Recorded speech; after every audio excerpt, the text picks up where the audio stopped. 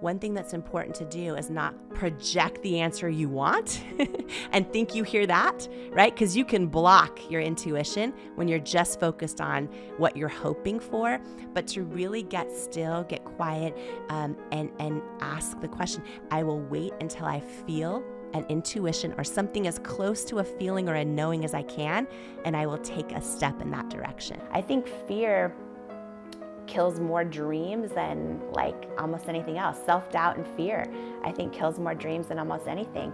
I was reading that famous Jay-Z quote where he says, the genius thing we did was we never gave up. And it's like, it's so true sometimes. I keep failing over and over and over again. How do I know when it is time to quit? And this gets us back to, is it a no, like, hell no, we're not doing this anymore? Yeah. Or is it a knowing to keep going? What is the specific thing that you could tell her or anybody to do to really tease out a string of rejections? Yes. And whether it's like, this is quitting time. Right. Or it's keep going time. Or it's keep going time. Jesse, I love that you asked this question, because here's the thing. You go online, all you see is what looks like everyone's successes. And when we're getting rejected, when we're failing, we think something's wrong with us. We think we're alone, right? We think like, oh, maybe my gut is wrong. I am living proof that rejections, failures, setbacks, no one else believing in you, things not getting traction, things not going your way for a long period of time are not an indication of the potential of your success. They are not. And the people who succeed the most, and you can Google anyone in history. You can read all about my story, Mel Robbins' story, right? That anybody who has moved humanity forward, who has launched an incredible business, an incredible podcast, written a great book, read about all of them. The people who succeed the most are the same people who fail the most, because they're the ones who try the most. Right? So anybody listening today who's been hiding their failures and their past mistakes and thinking it's just me, first of all, it is not. You are not alone. You are one of the brave ones willing to actually go for it. So you're one of the ones now in the rare group who is highly likely to succeed, because you're one of the ones going for it. So that is one of the most important things. And how do you know when it's time? Because I do believe that sometimes knowing when to let go of a dream matters as much as knowing when to go after one. So how do you do that? So I approach that the same way I approach, is it time for this relationship to end, or me to leave this job, or me to leave this friendship, or, all of those things. I get still. And for some people, this might look like praying. It might look like meditation. I get still. I will pray. I don't talk out loud when I pray. Some people do. There is no wrong way to pray. There is no wrong way to meditate, right? And so this is a universal tool, whether someone has a faith that they practice or does not. And I literally will ask for the answer. I will ask for the answer, and I will wait until I hear it. And one thing that's important to do is not project the answer you want and think you hear that, right? Because you can block your intuition when you're just focused on what you're hoping for, but to really get still, get quiet, and ask the question. I will wait until I feel an intuition or something as close to a feeling or a knowing as I can, and I will take a step in that direction. Okay, so I want to really break this down. Yeah. Because we're all hanging on your words, because that difference between a no is the truth. Yeah. Versus a no is just fear. Right. And self-doubt. Yeah. And knowing being deeper. Mm-hmm. A lot of people, they go, well, I don't hear my intuition. What do I do if I don't hear it? This is a skill that you can build. It's like building a muscle. As women, especially, oh my gosh, really all generations of women. But when you think about women in their 30s, 40s, 50s, 60s in particular, Yep. a lot of us were raised to be quiet, to not actually like say what we mean, and to be people pleasers. Or we learn that we're not enough on our own. Look at all the studies that show women will make decisions based on consensus, right? You look at the studies that show when they ask little girls and boys a question, the boys will give an answer right away. The girls will turn to each other and try to come up with a consensus answer. So we, especially as women, learn like to not hear our own intuition. And so as adults, the beautiful thing is we all have it, and you are never too young or too old to start learning how to hear it again. And so one of my favorite tools to build your intuition is just to take some time, get still, ask a question, see if anything comes up. And that's okay if it doesn't. But then also carve out some time to think back to moments in your life when you had a gut feeling about something, and maybe you trusted it, and then what happened? And then similarly, think back to moments when you had a gut feeling, you didn't trust it, you let everyone else's opinion tell you what to do or whatever, you went against your feeling, and then what happened then? And as you focus on those moments in your life, you start to build that muscle of remembering, what does that feel like when I have a feeling? And when I trusted it or didn't trust it, what happened? And you start building that muscle over time. And you've got to give yourself grace, right? Because you talk about neural pathways on your show all the time, but for a lot of us, we haven't learned how to hear ourselves or trust ourselves our entire life. What if we all take up this hobby of, I'm going to learn to trust my own intuition? And every day I'm going to take one step forward of trusting it, right? Or just asking myself before I just give an answer to someone and say yes when I really mean no. Like say, oh yeah, I'll volunteer for that thing when you don't want to do it, or whatever it is, right? Just pause and be like, how am I really feeling, right? And that's your intuition telling you exactly what you need to know. And then just making that decision one step at a time to start trusting and to rebuild that muscle. You know, if I can offer to you listening just a little explanation for how I do this. Yes, I would. Yes. So for me, absolutely, got to get still. Yeah. Because I notice that the lies are more dominant and the self-doubt is more powerful, the busier I am. And the more I'm just in the go, go, go, go, go, go, go. Because there's a lot of emotion and energy with go, go, go, go, go, right? And so when I get still and I really drop into what is true for me, there is a very distinct feeling associated for me personally. And the feeling is this. If, let's just say that I have to make like a phone call. Every one of us has a phone call we're probably putting off or dreading, right? And if you drop into, how do I really feel about this? Do I need to make this call? Should I not? Or a conversation. There's a conversation that you need to have. And we avoid it, and we avoid it, and we avoid it. But your knowing is going, you got to have the conversation. But the no is like, not today, not today, not today.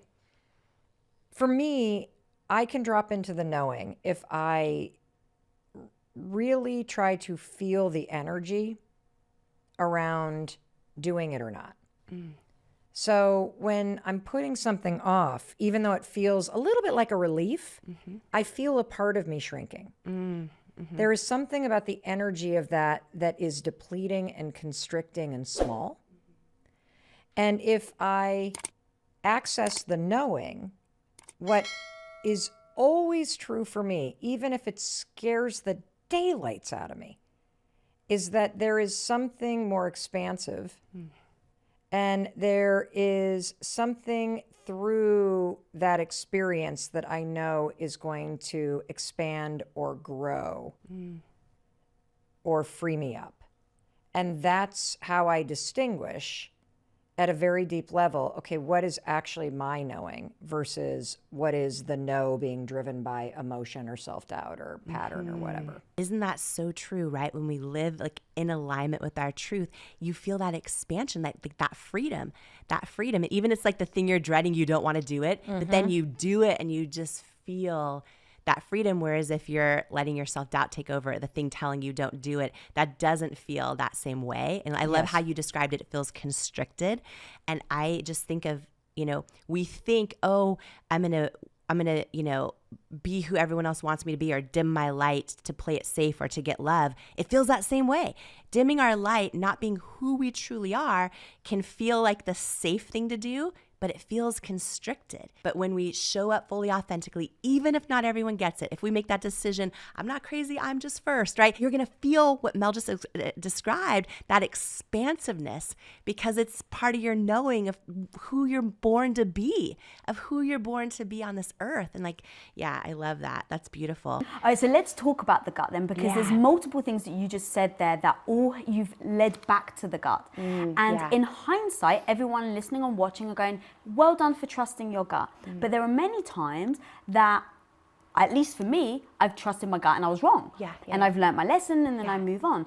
So I want to start with you're a news anchor, you've got the blotches, nothing was working for you, you're going to try your own. What made you trust your gut in that sense? Because like you said, you had college debt, so you have all this stuff that's stacked against you. It's based on beauty, which for women is very emotional. So how did you keep going and try to find the solution instead of just hide away? What are the things that you told yourself that pushed you to keep going and trust your gut that this was the right path for you? I've always had this feeling deep down inside, like I'm meant to do great things that help other people. Interesting. I've always kind of just known it. Even when I took the low-paying job to learn journalism instead of a super high-paying, consultant or banking job, I just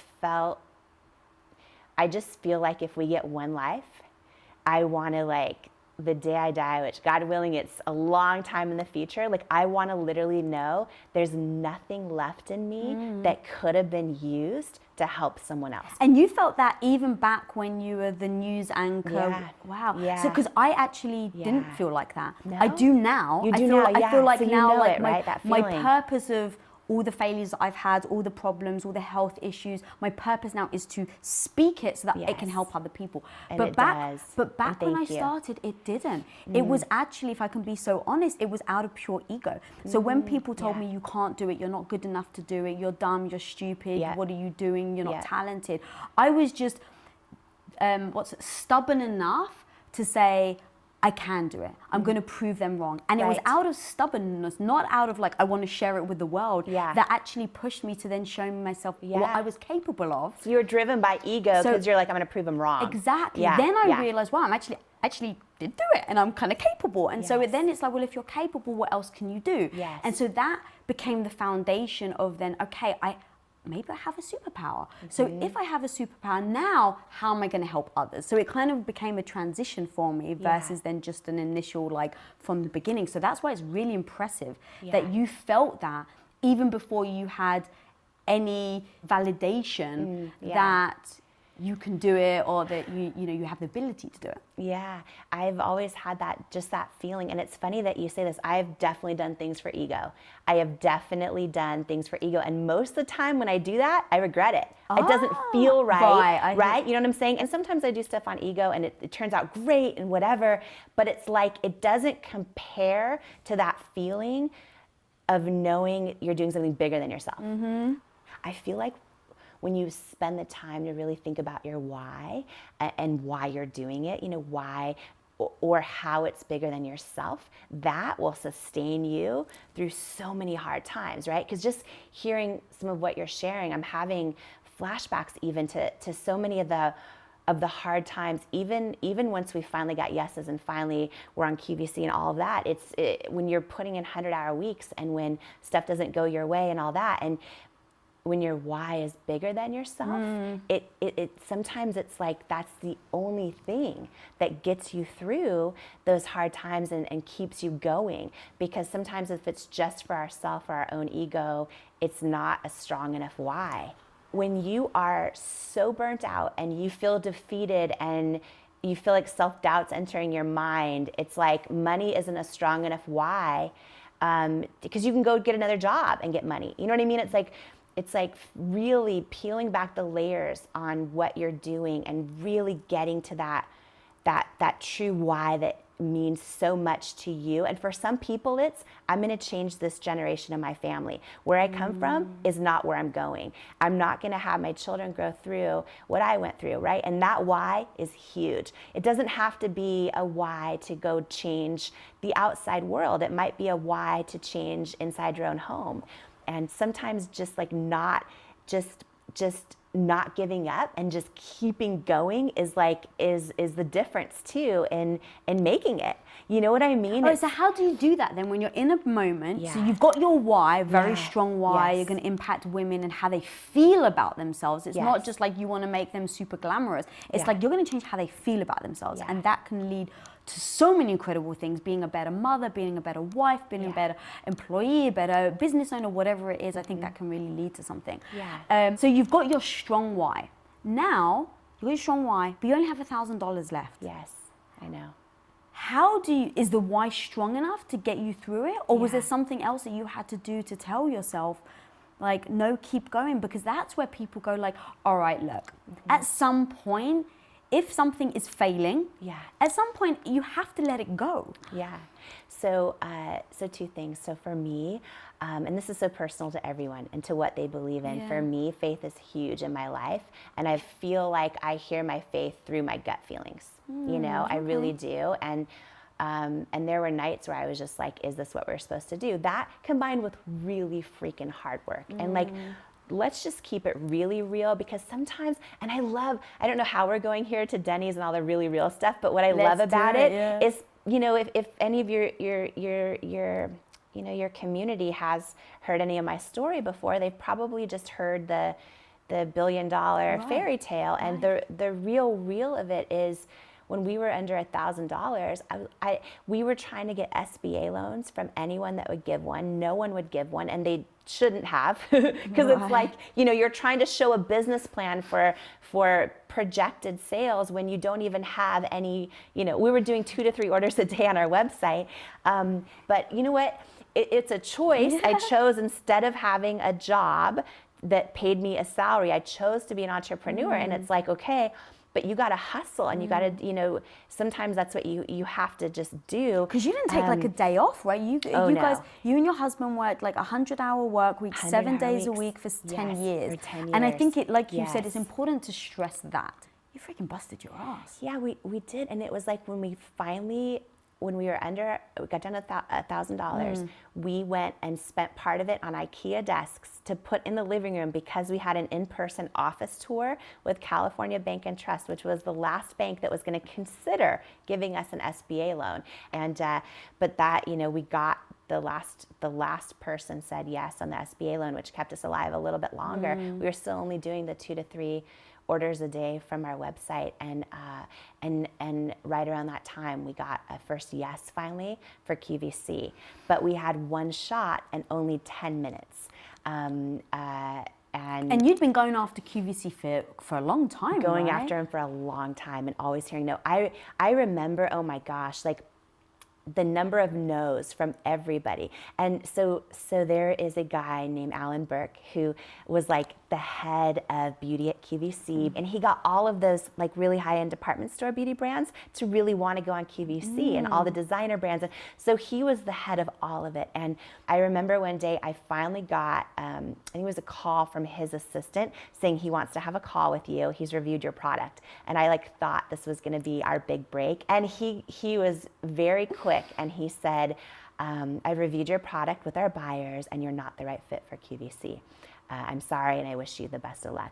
And I just remember crying myself to sleep that night. And just, you know, have you ever like had something happen where, you know, that goes wrong or doesn't go your way, and then like the next day you wake up and you like hoped it was a dream? Yes. And then you're like, it wasn't. You have to relive it almost, yes. Yes. So for you, in those moments, you're hearing no over and over again. Most people would have stopped at number 1.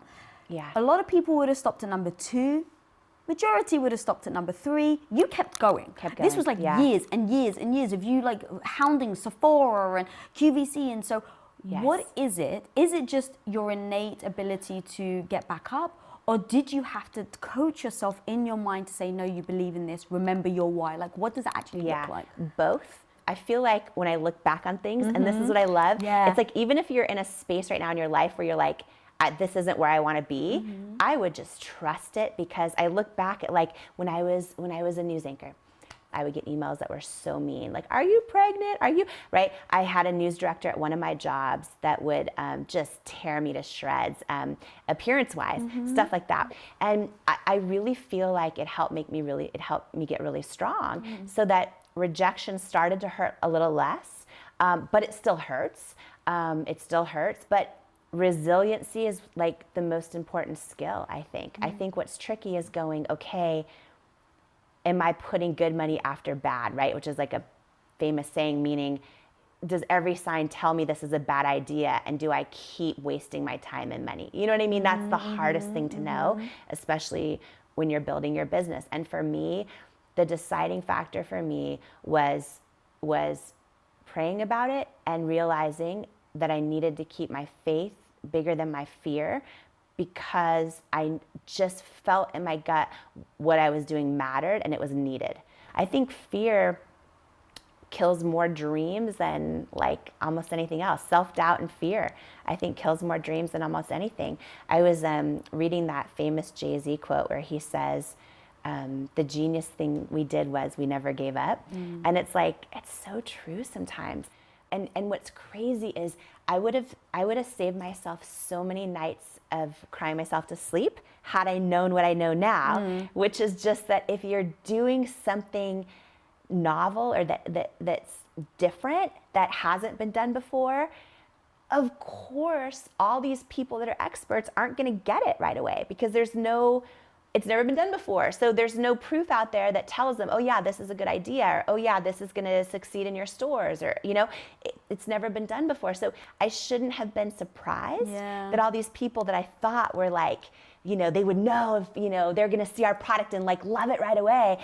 And the other thing I learned was, by persistence and by not letting those no's destroy every ounce of confidence I had, and every single person that told us no has now told us yes. But some of them told us no for years and many, many, many times. And here's the crazy thing, and I don't know the answer to this, but what I do know, Lisa, is had I listened to a lot of the ways they told me to change our product or change our positioning, had I listened to that, I don't think our brand would have worked. I don't think I'd be sitting here having sold it to L'Oreal, because L'Oreal has a lot of other great brands that do what's already been done really well. They're the best at it in the world. Had I not done something totally different that went against what all these other experts were saying to do, I wouldn't have created something of value that complemented their portfolio. Do you know what I mean? Yeah, I think it's Peter Diamandis. I think he said this. The day before a breakthrough is just another dumb idea, and it's like it's so true. Because you're getting no's a million times. You're also telling people, people being mean. Like in my intro, I said someone said to you, you know, who's ever going to buy makeup from you? Yeah. So again, that was one of the toughest things I've ever dealt with in my own head. Because what had happened was, so we had no money, as you know, as we've covered, and this investor who he had invested in a lot of consumer product companies. So he had a big, he was the head of a big private equity firm, and a lot of companies I love were his products that he had invested in and then sold. Okay. And we finally got a meeting with him, and he was super interested in. So it's someone you're super excited about. Yes. Someone you're amped about, someone have a you lot admire, of respect for. Respect. Yes. Okay, makes it even worse. I know, and they loved our idea of what we were doing with our products, with our company. I'm like, this is amazing, because if they invest in us, then A, we're not gonna go bankrupt tomorrow, and B, maybe they can help us get into these retail stores. And like, I was so excited. And then I'll never forget this. In person, this guy was like a foot and a half from me, and they said, we've decided to pass on the investment. It's a no. And I said, well, can you share with me a little bit why? Because, you know, feedback's always a gift, even when we don't want to hear it. And he said, well, do you want me to be honest with you? And I said, yes. And he goes, I'm not sure if women will buy makeup from someone who looks like you know, with your body and your weight, is what he said to me. And I remember looking at him and just like, while I tried to handle it with grace and just say thank you for your, thank you for your feedback, I knew so strongly in my gut in that moment. So it was this combination of being hurt, really obviously hurt, but I just had this strong gut feeling that said he's wrong. Like, he's wrong. And sometimes you just need to like bust out Google and just inspire yourself. So I remember after he said that, just for myself, I would look up so many of the people I admire most, who I think are just making huge changes in the world. And I would ask myself, if they changed their body, would they do better? No. Like, if they got all skinnier, got all whatever it is, like, people that change the world, what they look like, I think is irrelevant. I think it's how they feel, it's their heart, it's their intentions. And I would just, fill myself up with stuff like that, just to get myself back to that place of confidence again. And when we finally, so here's the thing, we got to a beauty show, this big beauty show in New York City. There were 6,000 women there. And they walk the show. And what happens in the show, this is how we got on QVC, by the way. If you're a brand that's had a new product launch that year, you can pay money to go there. You get a 3-foot table and you demonstrate your product. And so we had signed up to do it. And the hope by doing this is that the 6,000 women walking and testing out all the new products, that one of them will, work for a department store and get you in there, or one of them will, or they'll vote on your product and you'll get one of the awards. And so we were there doing that, and QVC had a huge booth there. And you're supposed to stay, you're not allowed to leave your 3-foot table, but I kept like trying to sneak away to see like if there were the buyers at the QVC booth, and I'd rush back to my table. And what I didn't realize is one of the women that I'd been showing the product to was a QVC show host, and I didn't recognize her and at the time, and I don't know if I was just spacing out or what. And so I was showing her the product and like telling her how much, why it exists and why it's different and special. And she said, my name is Miss Lisa Mason. I'm a QVC show host. And I just looked at her and she goes, I want you to know, I think your concealer is really special, and I think our women at home, our QVC gals, they would love this product. And I want you to know, I just went and told the buyer, I think we should have your product on. And I looked at her, and tears just started streaming down my face, and I think I freaked her out. She's like, oh, sugar, I don't have any, like, she's like, oh, what did I just say? Yeah, she's like, I don't have any power to get your, I just want to let you know I did this, I believe in you. And I was like, thank you. And I was like, can I send you product? She's like, no, sugar, but I just want to let you know. So long story short, we got a meeting at QVC, and we got a yes. But what that meant was we have 10 minutes, one airing of 10 minutes, and you either hit their sales goal or you don't come back, right? And what I know now that I didn't know at the time is you might have 10 minutes, but if you're live on the air and you're not hitting numbers, all of a sudden your clock will go from 10 to 6. And then you're like, and you can't panic, and you have to have fun, and you can't try to sell, because the second you try to sell, nothing sells. Nothing sells. Nothing sells. So, and it'll be at 6 minutes, and like if it's really not doing well, it cuts to 2. And what's so hard is you're live on national television, and in the back of your head, I just lost a product, or I just lost, like, it's so much pressure.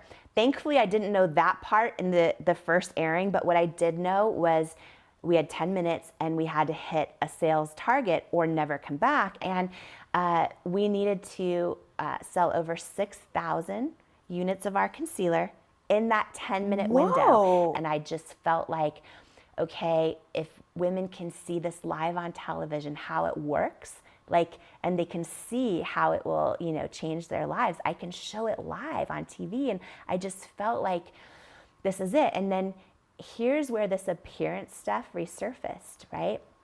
And for any woman out there or man who struggles with do what I look matter? Does my weight matter? Does my size matter? Do my clothes matter? It sucks when sometimes things all around us tell us they do, right? And this is a moment where I had to make a decision where everything was on the line for my business. And what had happened, Lisa, was we had met with there's all these outside consultants, and they help a lot of people do well on television. And they'll give you advice like, here's how you do your demonstrations, and here's the type of models to use, and here's what to say and not to say. And when I met with all the consultants, they all told me I needed to do this formula to work on air, which was cast only perfect skin models, all like the same age and skin tone and blah, blah, blah. And I'm like, okay, but I want to show my bright red rosacea and show how this works for me. And I want to show real women that are different ages and have different skin problems. And I want women all across the country that have never seen a model who looks like them and skin that looks like theirs. I want to show them live why I made this product. And every single consultant said that will not work. And if I want to have any chance of succeeding in my business, that I will do what they're saying, which is to do the formula, the only formula that had ever worked in beauty. And it was the most stressful probably moment of my whole career and decision of my whole career, because everything was on the line. Yeah, break it down, and then how you decided to just ignore them and do your own thing, because like you said, everything's on the line. What did that process look like for you, where you said they're experts, but I'm still not going to listen? So I was freaking out. I flew out to QVC a week early. I love the honesty, by the way. That's why oh I'm my laughing. gosh. It was, and it's so funny. Because we had no money. So I took this, it was like 3 or 4 connections, because it was the cheapest way to get to Philly. I got there, I was in a rental car, and I drove to the QVC parking lot every single day for a week. And I sat there, literally trying to envision what was going to happen in that 10 minutes, almost like the way I imagine Olympic athletes envision success. And I just knew in that moment, like I knew what I needed to do. I knew that if I went on QVC and did what everyone else had done, maybe my business would have succeeded at that time. But it wouldn't have been authentic to who I am. I'm not a makeup artist. I don't do makeup artist looks on people. It's not why I created the brand. It's not my why. So I would have been putting money and fear above the why I did this. And I just remember sitting in the parking lot and knowing even if I try and I go out there and I show my bare face, which is the last thing I want to do on national television, showing my bright red rosacea, but it wasn't about me. It was about, I wanted to shift culture and beauty. I wanted there to be models that look like real women. I imagine real women all across the country who have forgotten that they're beautiful and have forgotten that they matter. And I realized in that moment, if I don't sell and we miss the sales goal, at least for that 10 minutes, there will be women that turn their television on and they see models, aspirational models, who I'm standing on television calling beautiful, that look like them. And I'm showing women with skin problems and issues, and I want them to know we're all in this together, like we've all got this. But it was so scary, and I remember the camera goes live, the clock's at 10 minutes, and I remember it started counting down. And and I had this demonstration planned on my wrist, right, where I put these 2 beautiful department store concealers that are top sellers and ours, and I would bend my wrist and show they start breaking up and cracking, right, and ours doesn't, which is why it would cover my rosacea. So I had this thing planned and I started doing it, but I was so stressed out. TV, I'm not nervous for. It was the business, the weight of everything, and my hand was like this. And I was like, just like shaking like crazy. And I was trying to show, and finally Lisa's like, "Thank you, sugar." And she shoves my hand under the podium that we're presenting from. And I remember at the 10-minute mark, literally the 10-minute mark, the sold out sign came up. And I just looked at Lisa and I just started crying. Because I was like, it was like real women had spoken. I'm so glad I listened to my gut. And I think sticking with the authenticity of our brand, even when everyone was saying it wasn't going to resonate, is why it's the only reason that we now built $1 billion company. Something you just said, actually, so you've spent so much time and energy and effort putting every ounce of your being into it. Yes. You and your husband, being super authentic, making sure that you don't divert from your authenticity, being true to who you are, and then you sell the company. Yeah. I get a lot of questions from listeners who, because of the things that have happened in their past, they don't know how to trust their intuition. Yeah. And I get a lot of questions about decision making and how to truly, in a situation like this, where you are burning through your entire life savings, Yeah. you have left your dream job, you have gotten no after no after no after no after no. How do you stay connected to your intuition in a Mm-hmm. situation like that? Mm-hmm. What tool do you have or what advice can you give to somebody who's having trouble hearing what the right decision is Mm-hmm. in that kind of situation? Yeah.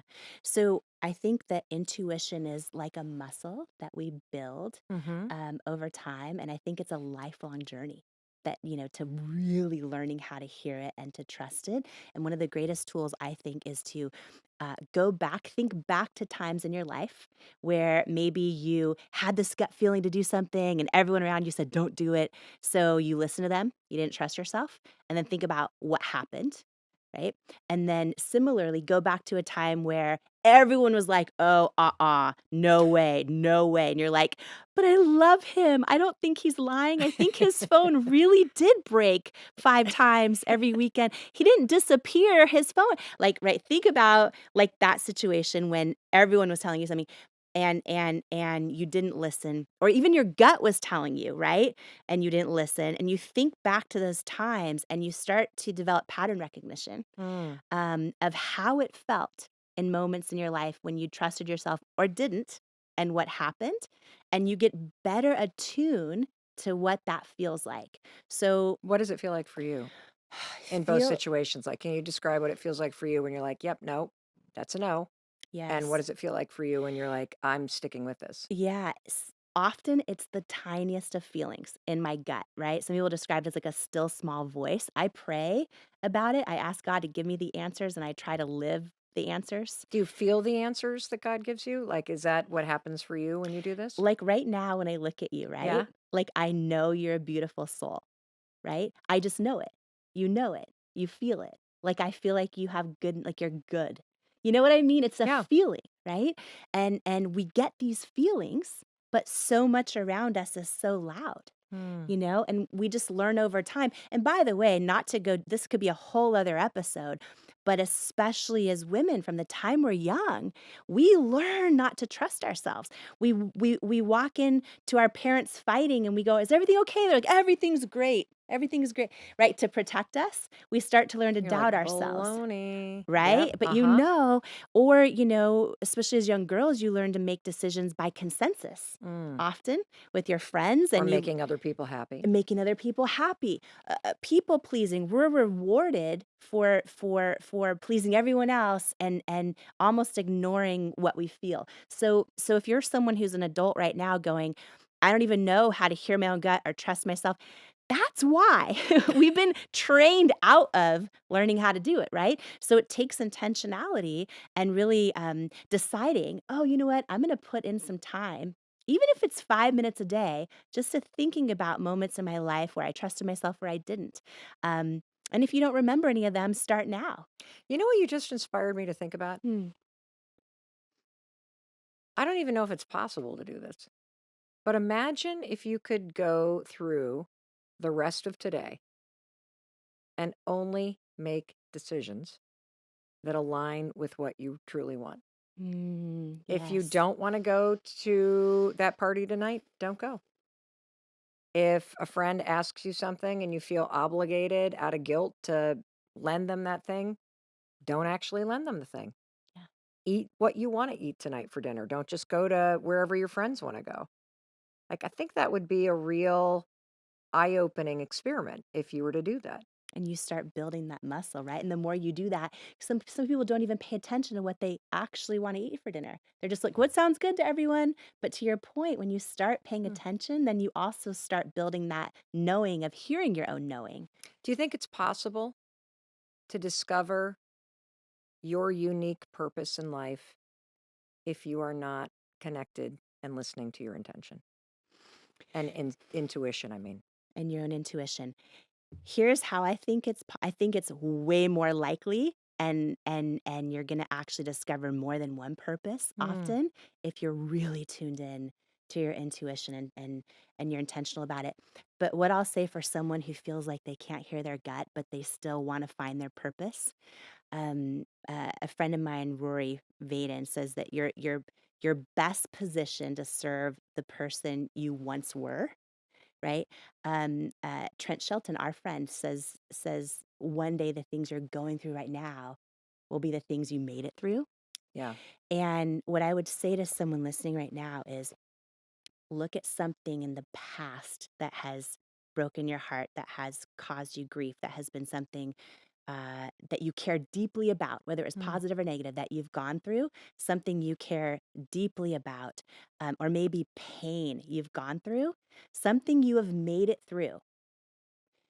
I believe often when we go through the hardest times in our life, Yep. it's for one of two reasons. What are they? It is to either equip us with the strength we need to carry the weight of our success that's to come, to carry the weight of our purpose that's to come, or we've gone through these horrible, unspeakable times, things we would never want to happen to us again in our life, because we're actually going to get our greatest source of fulfillment and purpose by one day helping someone else who's going through them. I And love that saying that you're best equipped to help the person you used to be. yes, yes, One of the things you always share that's so inspiring to everyone is, show up, but also no matter how small you start something that matters.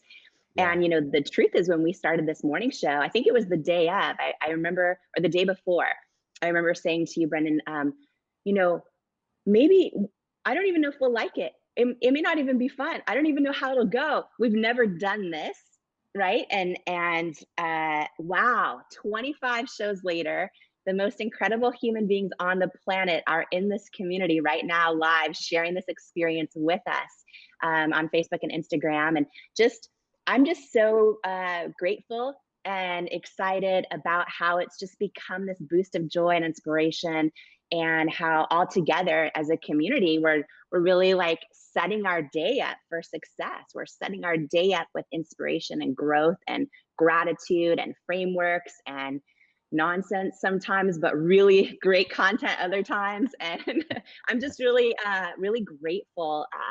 I couldn't have imagined it being so fun. And also I think that when things are fun, they're and sometimes easy.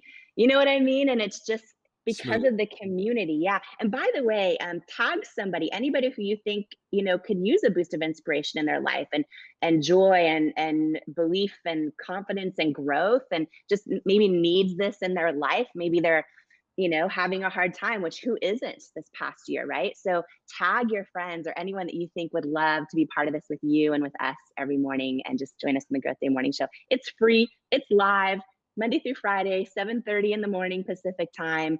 And 25 shows. I can't even isn't that fathom wild? that.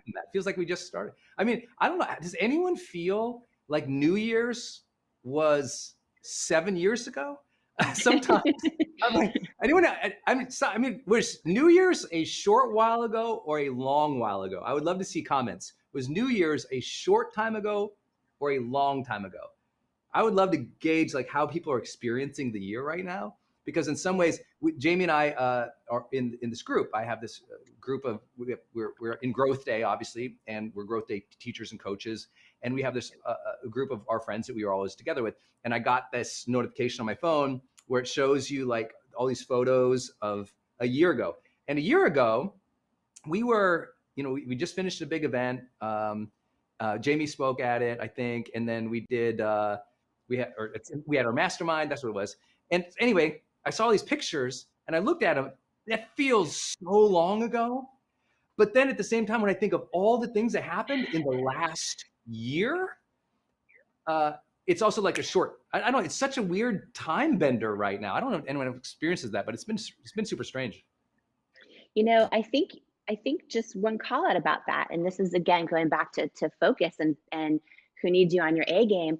I think for you having such a big vision of Growth Day and building that, like when we are so focused on the bigger mission, on something bigger than ourselves, on serving, I think that's when everything just flows and flies and all the things. And I was talking to Paulo about this, that on the topic of focus, that with it Cosmetics, when we did finally start building, finally got over 1,000 employees, one of the things is we were laser focused on what is that mission, and what is our authentic mission, right? And not getting distracted by what someone else is doing, or what's hot over here, or what's the buzzword of the moment, right? Yeah. Right now in this day and age, so many people are talking about pivoting because we are coming out of a hard year and people are having to pivot and are having to do things in their businesses online, et cetera, et cetera. But I think when you do pivot, or when you consider pivoting, I think it is so important that you remember, your bigger mission, and that you keep that through line of authenticity to it. Yes. And Focus, they were discipline. Absolutely. focus and discipline on what that authentic through line is for you. Right now, people are Yes. so tempted to pivot to all kinds of stuff that it's a distraction. And I remember inside my company at Cosmetics, when I finally started hiring people from the beauty industry, which I wasn't from, I had no beauty experience. I was finally able to hire different experts as we grew and grew and grew to over 1,000 employees. And one of the things that would happen all the time is they would bring things to me that was, data-driven research on what products are hot right now, or what competitors doing what. And listen, Right. I appreciated it. But what I would say over and over and over, Brendan, to the point where I think like my everyone could repeat this in my company probably, and I'll say it forever. I still say it to them, and I don't run the business anymore. I still say it to them when I see them launch, do something. I'm like, oh, I always say, like, our greatest threat to our business isn't what our competition's doing. It's not our competition. Our greatest threat to our business is if we ever get distracted by what Yes. our competition is doing, and Yes. actually get tempted to dilute our own secret sauce. And I Yeah. would say that over and over and over. And I believe that's how we were able to So build true. something that mattered. I believe it was how we were able to build something that lasted. I believe it was how we were able to build something that was different from all the other brands, which then made it valuable, which then made it a huge acquisition target for a lot of other people. So, That I focus. So just key. calling that out today when it comes to Focus Week on Growth Day. Well, a lot of people, I think when you add the word, when we say focus and we say and discipline, a big part of that and discipline part is honoring the difficulties and the hardships without quitting or pivoting. People don't realize, forgive the sports metaphor, but maybe it helps for some people, is, Tom Brady wins the Super Bowl in 2001, 2002, 2003. I might have my dates a little off, forgive me, but he wins 3 in a row, basically. Then he goes into 10 years. They don't win. A decade does not win. A decade gets older. A decade, teams change. A decade, everyone gets younger. A decade, but he keeps going, wins again. Everyone has that winter of time when there's all the reasons to pivot and quit because it's hard. Look at Churchill, right? They call it his wilderness years. So many years where he's out, he's on the out. They don't listen to him, they don't respect him. It's like, and then he goes on to save the world in World War II, right? Or look at like any modern sports figure or any great leader. There were times when you weren't number one, when you were down, when you felt like you were at the beginning of the mountain and you're watching everybody go by. And it's just like, no, sometimes that slow and steady wins the race. We all know that. It's true. In my industry, the number of people who I've seen come on, huge, huge video views, or all of a sudden they've got 1 million on YouTube, or they've got, all these emails, or they did that event, or that huge book, or the podcast blows up, right? And I'll see that. And a part of me will go, I should do what they're doing because look, they just skate by me on how many views they got or subscribers or whatever. And I'm like, I just do the Brendan show. Like literally, I do my thing the way that I enjoy it, the way that I feel is my unique contribution to the world. I'm going to stay on that. And you know what? Over a period of 10 years, I don't have a peer in a decade long experience, right? Like we, at least that I'm aware of, that over a decade had that many, experiences, video views, events, coaching, clients, like the deep impact online for personal development. in terms of who was actually doing it too, like literally the creator. Yeah. Like I run it, I build, I'm still video. You heard me. I'm still video editing, right? Like 20 years in.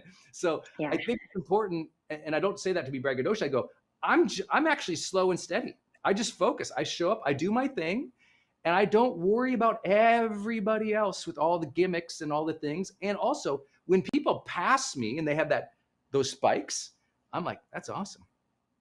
I wonder where they're going to be at in 10 years, because I'm willing, no comparison to Tom Brady, because I have no sports game whatsoever, but I'm willing to have the 10 years of when it's just the, grinding, working through, but staying disciplined. One thing that people don't know is part of focus and discipline is you're still in the game. Like I love Brady's example of, most people know football is only 5-6 months, right?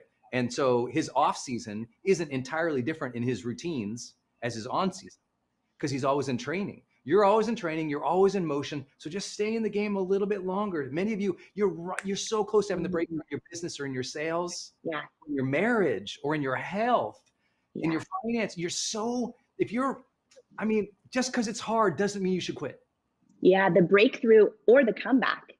The breakthrough or the comeback, right? I think both. And that can be in your business. It can be, as I always share, it was like 3 years of hearing no's. And that was hard to go, okay, but you know what? That yes is coming. I still believe, every time I would check in with my gut, it felt like I was supposed to stay on the right track. But it's hard when we're in that season where it's not happening in our business, right? It's hard to keep going. But sometimes But hard is not, we have to teach ourselves, hard is not rare. Right. The path is hard. And I think, and listen, I'm so big on this because we hear from so many people. Okay, I hope I don't say this the wrong way. There are so many people. There are so many people in the personal growth space who just go, don't give up, and they've never actually built anything themselves. They're really good at talking about it.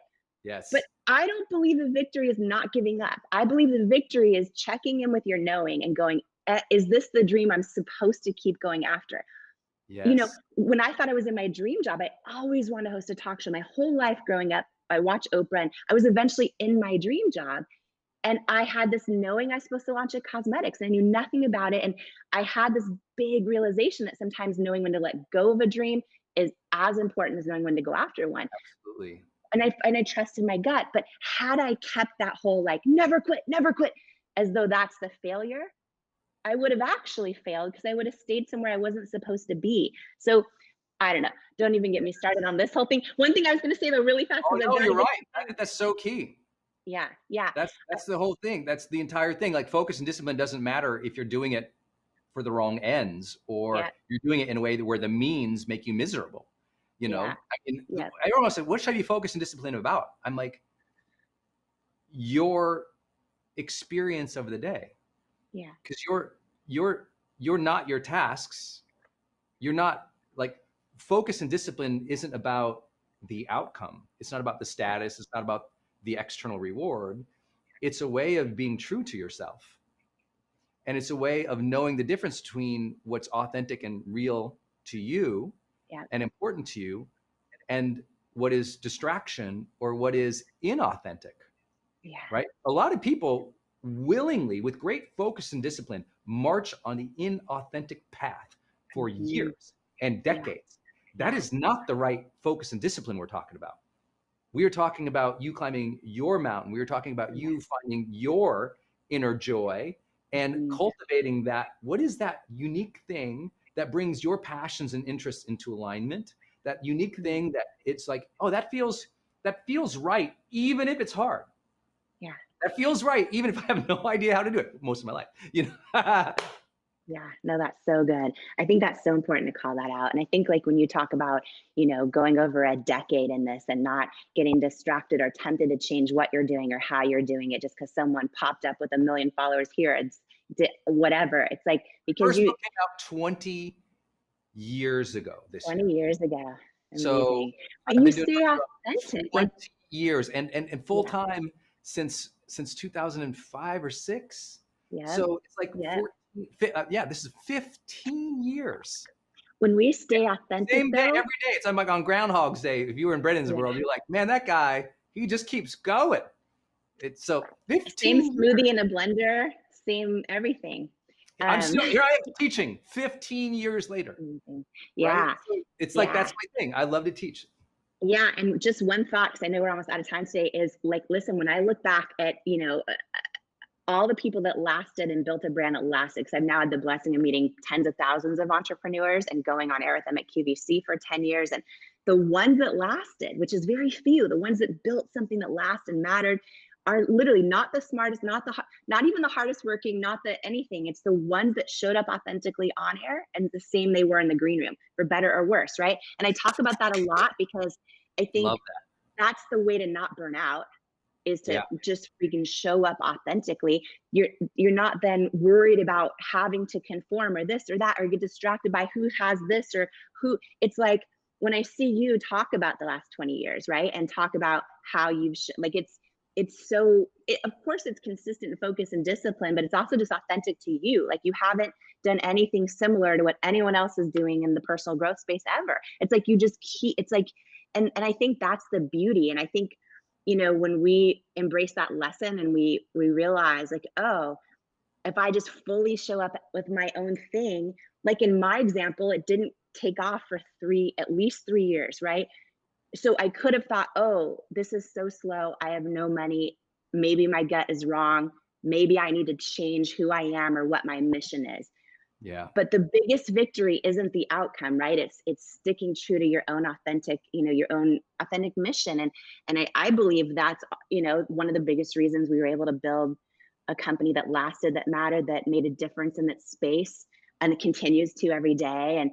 And I think that's so powerful about what you're saying. And just to end on one note is the idea that you are the godfather of growth is now perpetuating and going everywhere, because I know you guys. I was in Clubhouse for only the second time ever. I still am holding my opinion on how I feel about it right now. I'm gonna not judge yet, and I'm gonna just observe and take it in. I'm not sure, but I was in there for the second time ever. Grateful to be in there and just check it out and be invited and all that stuff. But it was in there to celebrate our friend Tom's launch. Tom Bilyeu.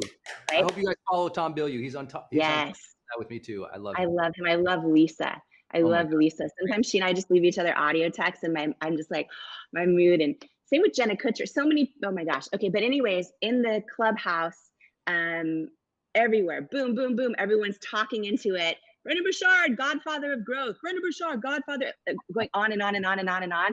It's this thing I think started by Jay Shetty, if I remember right, taken on a whole life of its own. And I don't know if you're ever going to be able to. I mean, it's a great nickname if you're going to have one. So I wish people would just say, maybe,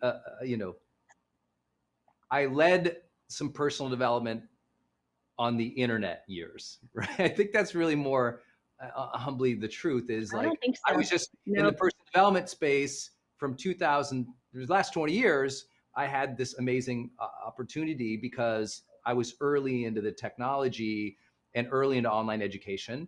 And I think that was, but listen, because everyone who knows me all knows, I actually, the godfathers were Ben Franklin, Dale Carnegie, Earl Nightingale, Zig Ziglar, Jim Rohn, Stephen Covey, Wayne Dyer, Louise Hay, Deepak, Marianne, even Oprah.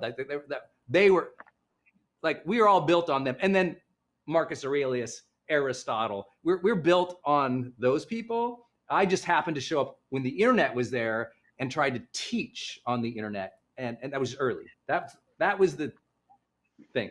All right. So while all that is true, I really believe why you have this nickname isn't just because of what you do. I believe it's because of your leadership inside the personal growth space. I believe it's because Thank you. When you see someone else that you mentioned earlier doing 1 billion views or this or that, your instinct is to go, how can I celebrate them? How can I give them even a greater voice? How can I champion them with what they're doing? And that's leadership, right? Because we all hopefully learn in this journey in life, right? One thing I always say is we're not put on this earth to compete with anyone else. I believe we're put on this earth to compete with the person we know we're born capable of becoming.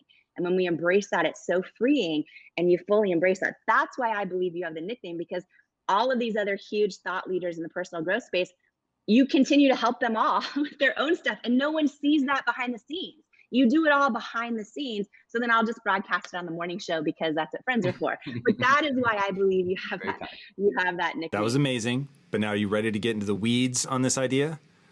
Let's do it. In your book, you talk about developing your intuition.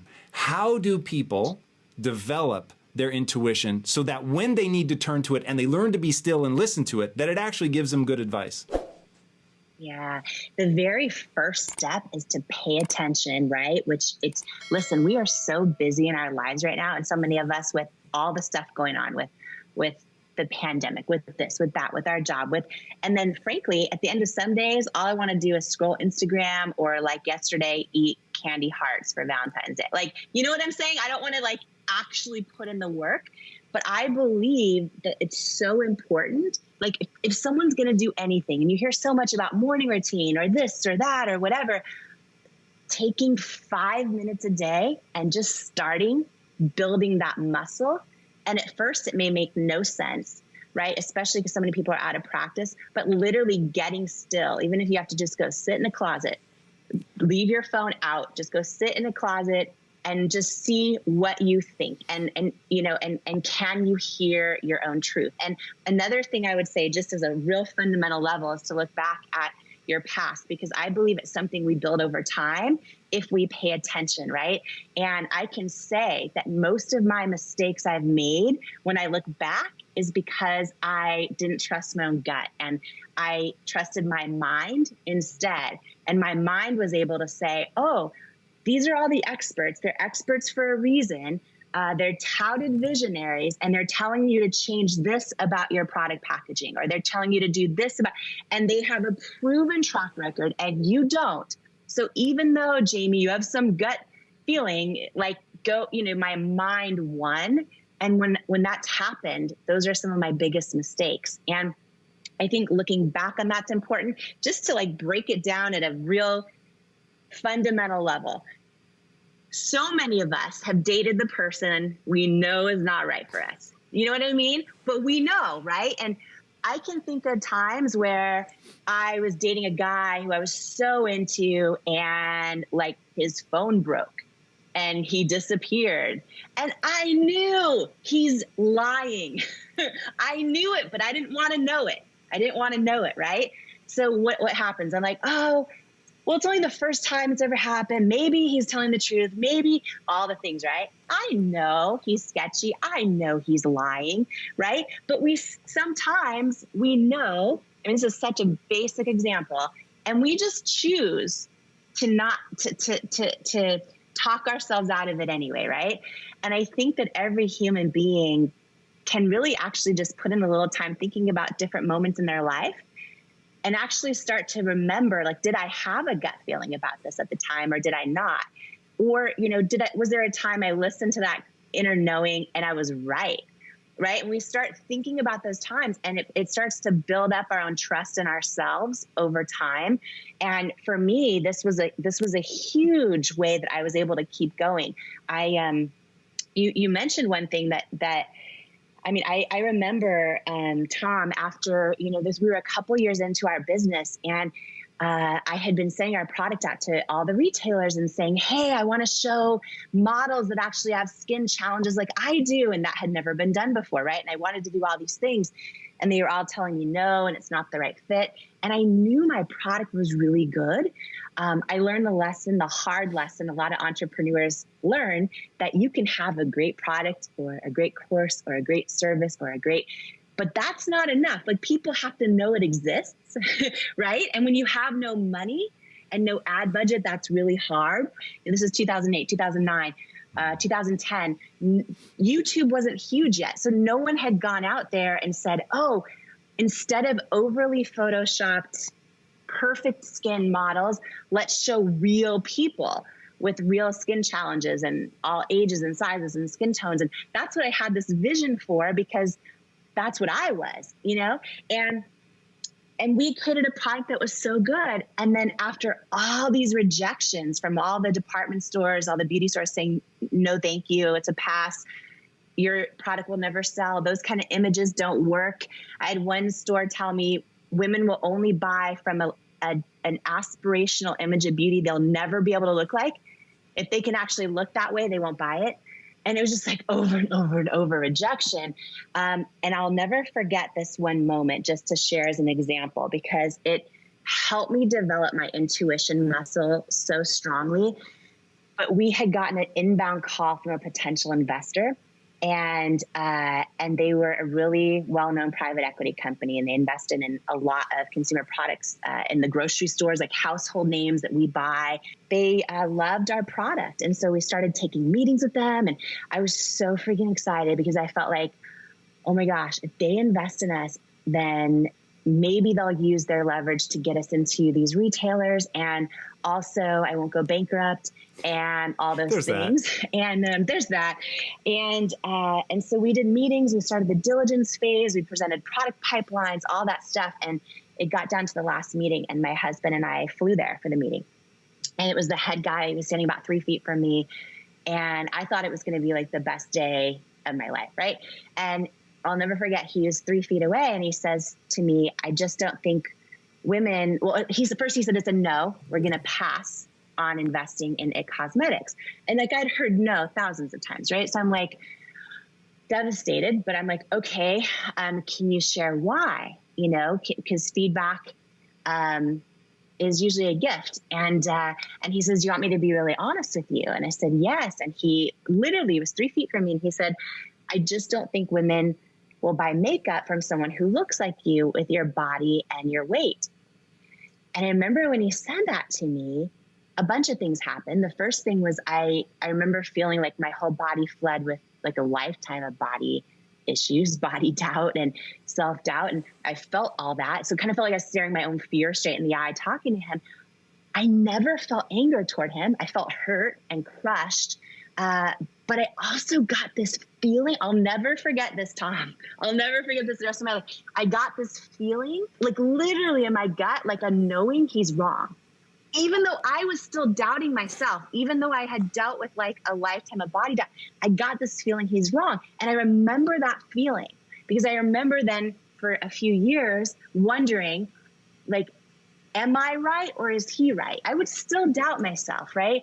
And I went out in my car and I cried, and I had to figure out, how do I turn down the volume in my own head and not replay those hurtful words over and over and over? But I also remember that feeling I got. And this is a big business thing, not to be off topic, but like one of the things I did do right was I never took rejection personally in business, right? I always figured out how to go, okay, like if this is a game of chess, maybe we will partner one day. So I'm just going to pretend we are with every retailer, and I'm just going to keep sending them product and keep sending them updates and keep telling them I can't wait till I'm in your store, no matter how bad that rejection hurt. And in his case, what I realized also was, oh, okay, the reason I'm creating this company, I want to try to shift culture and beauty. I want to try to use different images of models. And he's literally passing on investing in my company because he is just as much influenced by a lifetime of seeing beauty images too. So he believes also, whether he realizes it or not, you have to look a certain way to sell product. And the last thing I'll say about that is I do believe in that famous saying that like rejection's God's protection, right? And you could say rejection's the universe's protection. I do believe in sayings like that. And when you fast forward 6 years later, the day that L'Oreal bought IT Cosmetics, it was all over the Wall Street Journal homepage. It was everywhere online because they're a public company. So that means for them, they decided to release the purchase price, everything. I got an email from that guy, from that investor. I got an email that day that said, congratulations. I'm so happy for you. I was wrong. But the other thing, when I talk about like rejection is God's protection, I really believe that because even though we don't see it at the time and it doesn't make sense at the time, but like I was so desperate, Tom, I would have probably given him the majority of the company for like almost no money. And because he didn't believe in us and because so many people rejected us along the way, by the time we did sell our business to L'Oreal, we're still the largest shareholders. So it was like, there's so many situations like that. But anyhow, that deep knowing, that knowing he's wrong, that's an example of, okay, looking back over time, where did I make mistakes and where did I do things right? And then we refine that muscle of learning, oh yeah, you know, learning to trust ourselves. There's so much in that is extraordinary. We're now going to test my abilities as an interviewer to see if I can tease out some of the things that you talk about in the book to put a capstone on this idea of training your intuition. So I have a deep and abiding fear of being spiritual entertainment. People will be moved by you. They will be moved by your story. But if they're very careful and they pay close attention, it will change how they move through the world, certainly as a person just pursuing goals, but potentially even as somebody who wants to start their own business. Ladies and gentlemen, rock this house and welcome to the stage, Jamie Kern Lima! Baby Kern Lima! Every single one of us has had someone tell us we're not enough. Every single one of us has had someone say words to us that hurt.